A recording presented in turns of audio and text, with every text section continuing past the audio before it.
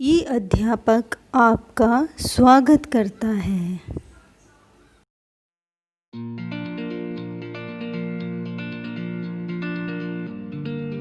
नमस्कार प्यारे बच्चों, तो आज हम संचयन का अगला भाग जो है वो कर रहे हैं, सपनों के से दिन, पेज नंबर 26। उससे पहले आपसे अनुरोध है कि मेरे चैनल को प्लीज़ सब्सक्राइब अवश्य करें। तो शुरू करते हैं। हर वर्ष अगली श्रेणी में प्रवेश करते समय मुझे पुरानी पुस्तकें मिला करती। जो लेखक है वो यहाँ पर अपनी पढ़ाई के बारे में बता रहा है। हमारे हेडमास्टर शर्मा जी एक लड़के को उसके घर जाकर पढ़ाया करते थे। हेडमास्टर का मीनिंग है यहाँ पे प्रिंसिपल। वे धनाढ्य लोग थे, मीन्स रिच पीपल थे। उनका लड़का मुझसे 1-2 साल बड़ा होने के कारण मेरे से एक श्रेणी आगे रहा। हर साल अप्रैल में जब पढ़ाई का नया साल आरंभ होता तो शर्मा जी उसकी 1 साल पुरानी पुस्तकें ले आते। हमारे घर में किसी को भी पढ़ाई में दिलचस्पी न थी। यदि नई किताबें लानी पड़ती, जो तब 1-2 रुपये में आ जाया करती, तो शायद इसी बहाने पढ़ाई 3री-4थी श्रेणी में ही छूट जाती।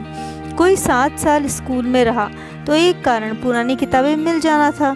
कापियाँ, पेंसिल, होल्डर और स्याही की दवात भी मुश्किल से 1-2 रुपये साल भर में खर्च हुआ करते, परंतु उस ज़माने में 1 रुपया भी बहुत बड़ी रकम हुआ करती थी। 1 रुपये में 1 सेर घी आता था और 2 रुपये में 1 मन गदम।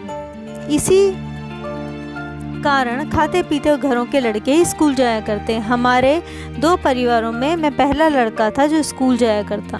तो लेखक इस पैराग्राफ में बता रहा है कि वो बहुत गरीब थे और केवल वो इसलिए पढ़ पाया क्योंकि उनके प्रिंसिपल जो हैं वो उसे पुरानी बुक्स लाके दिया करते थे। परंतु किसी भी नई श्रेणी में जाने का ऐसा चाव कभी महसूस नहीं हुआ जिसका जिक्र कुछ लड़के किया करते थे। अजीब बात थी, मुझे नई कॉपियों और पुरानी कॉपियों में ऐसी गंध आने लगती कि मन उदास होने लगता था। इसका ठीक कारण तो कभी समझ में नहीं आया, परंतु जितनी भी मनोवैज्ञानिक जानकारी है, इस अरुचि का कारण यही समझ में आया कि आगे की श्रेणी में कुछ मुश्किल पढ़ाई और नए मास्टरों की मारपीट का भय कहीं भीतर ही जमकर बैठ गया था। सभी तो नए न हुए, परंतु 2-3 हर साल ही होते जो कि छोटी श्रेणी में नहीं पढ़ाते थे। मतलब उनके टीचर्स 2-3 टीचर्स हर साल जो है वो चेंज हो जाते थे। कुछ ऐसी भी भावना थी कि अधिक अध्यापक 1 साल में ऐसी अपेक्षा करने लगते कि जैसे हम हरफन मौला हो जाएंगे, मतलब वो हर चीज़ को कर पाएंगे, ऐसे सोचते थे टीचर्स। यदि उनकी आशाओं पर पूरा नहीं हो पाते तो कुछ तो जैसे चमड़ी उधेड़ देने को तैयार रहते, मतलब बहुत पिटाई करते थे। इन्हीं कुछ कारणों से केवल किताब कॉपियों की गंध से ही नहीं, बाहर के बड़े गेट से 10-15 गज की दूर स्कूल के कमरों तक रास्ते के दोनों ओर जो अलियार के झाड़ उगे थे उनकी गंध भी मन को उदास कर दिया करती। परंतु स्कूल 1-2 कारणों से अच्छा भी लगने लगता। मास्टर प्रीतम चंद जब स्काउट का परेड करवाते तो लेफ्ट राइट की आवाज़ या मुंह में ली विसल से मार्च कराते। फिर राइट टर्न, लेफ्ट टर्न और अबाउट टर्न कहने पर छोटे छोटे बूटों की एड़ियाँ दाएं बाएं या एकदम पीछे मुड़कर बूटों की ठक ठक करते अकड़ कर चलते तो ऐसा लगता जैसे हम विद्यार्थी नहीं बहुत ही महत्वपूर्ण आदमी हो, फौज के जवान हो। तो जो लेखक है उसको स्कूल में पढ़ने से ज़्यादा पसंद किया जाता था स्काउट गाइड के अंदर परेड करना। दूसरे विश्व युद्ध का समय था, परंतु हमारी नाभा रियासत का राजा अंग्रेजों ने 1923 में गिरफ्तार कर लिया था। तमिलनाडु के कोडा एकेनाल में ही जंग शुरू होने से पहले ही उनका देहांत हो गया था। उस राजा का बेटा कहते हैं अभी विलायत में पढ़ रहा था। विलायत मीन्स फॉरेन में। इसीलिए हमारे देसी रियासत में भी अंग्रेज की ही चलती थी। फिर भी राजा के न रहते अंग्रेज हमारी रियासत के गांवों से जबरन भर्ती नहीं कर पाए। भर्ती मीन्स वो सेना के अंदर लोगों को लेके जाना चाहते थे। लोगों को फौज में भर्ती करने के लिए जब तक कुछ अफसर आते तो उनके साथ कुछ नौटंकी वाले भी आया करते।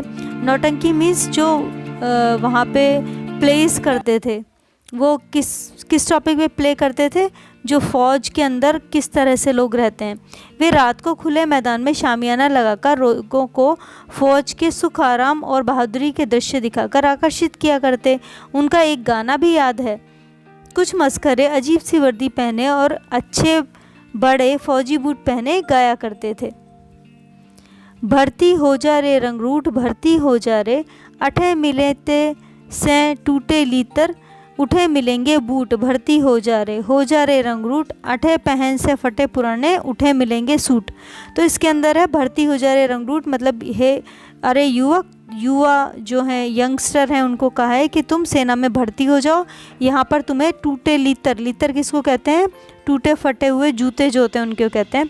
तो यहाँ पे तुम्हें फटे हुए जूते मिलते हैं और वहाँ पर तुम्हें क्या मिलेंगे, बूट मिलेंगे।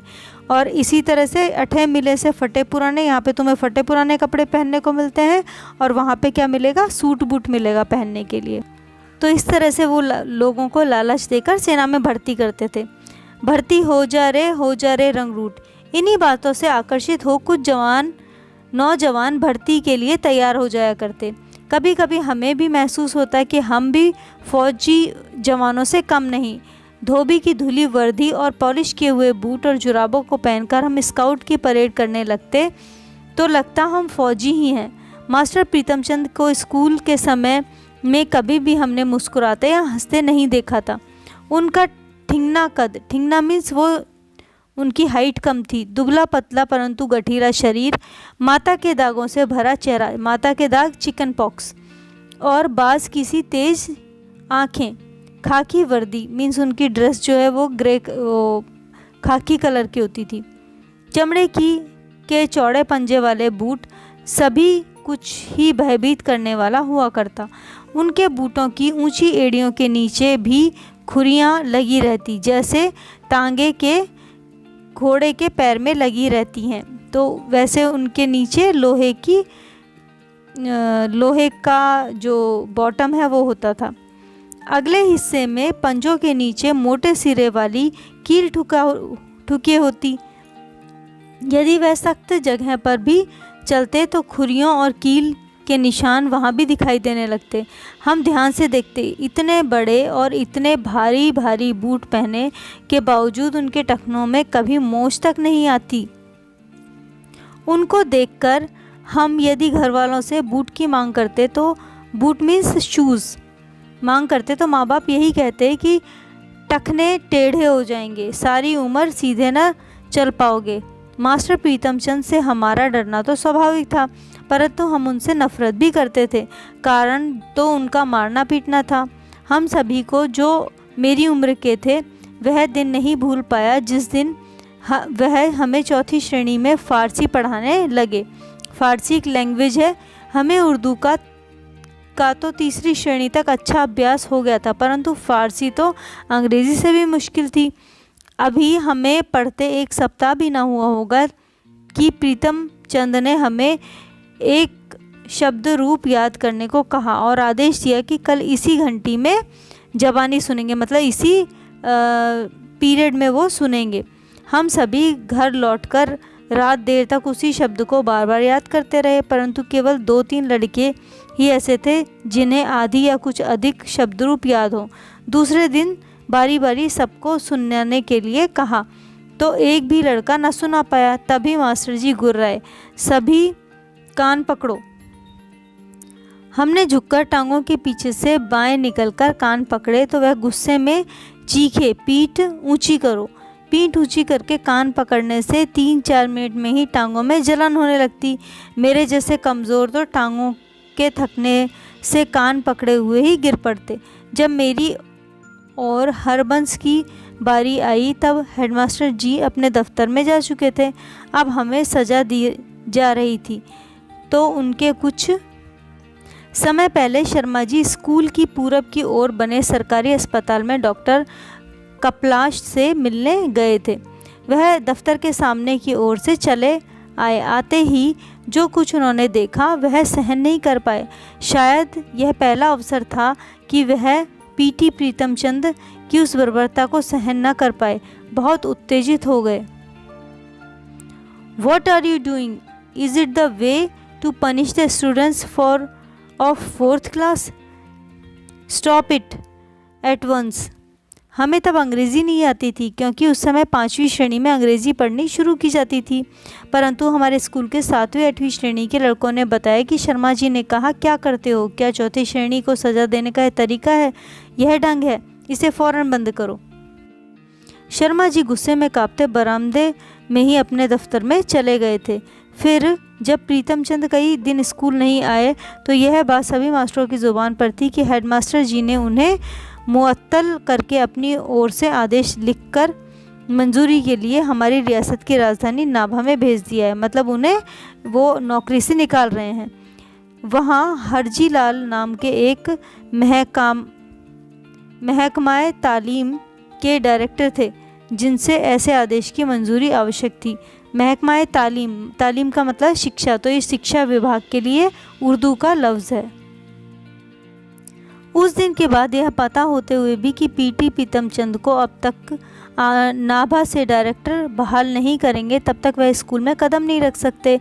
जब भी फारसी की घंटी बजती तो हमारी छाती धक धक करके फटने को आती, परंतु जब तक शर्मा जी स्वयं या मास्टर नोहरिया राम जी कमरे में फारसी पढ़ाने न आते, हमारे चेहरे मुरझाए रहते।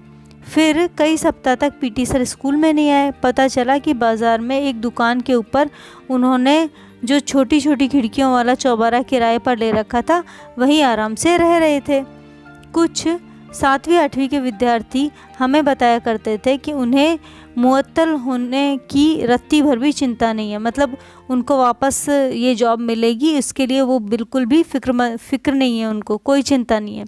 पहले की तरह ही आराम से पिंजरे में रखे 2 तोतों को दिन में कई बार भिगोकर रखे हुए बादामों की गिरियों का छिलका उतारकर उन्हें खिलाते, उनसे बात करते हैं। उनके वे तोते हमने भी कई बार देखे हैं। हम उन बड़े लड़कों के साथ उनके चौबारे में गए थे। चौबारा किसको कहते हैं? जो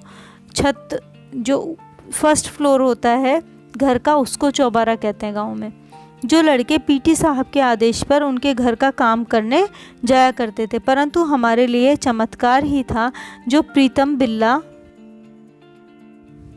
मार मारकर हमारी चमड़ी तक उधेड़ देते, वह अपने तोते से मीठी मीठी बातें कैसे कर लेते थे। क्या तोतों को उनकी दहकती भूरी आंखों से भय न लगता था? हमारी समझ में ऐसी बात तब नहीं आ पाती, बस एक तरह के अलौकिक ही मानते थे।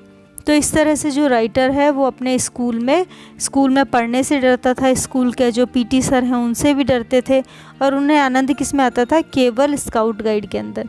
तो आपका यह अध्याय समाप्त होता है। आशा करती हूँ आपको समझ में आ गया होगा। नहीं आया है तो आप कमेंट बॉक्स में मुझसे पूछ सकते हैं। धन्यवाद। हमारे चैनल को सब्सक्राइब करना ना भूलें।